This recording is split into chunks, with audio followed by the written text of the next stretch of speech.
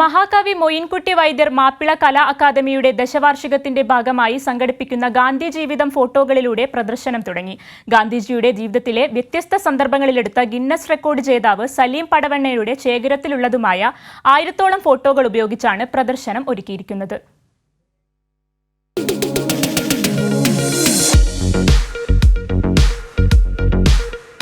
മഹാത്മാഗാന്ധിയുടെ ജീവിതമാണ് ചിത്രങ്ങളിൽ.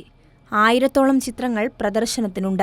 റഫീഖ് പടവണ്ണയുടെ ശേഖരത്തിലുള്ളതാണ് ഏറെയും.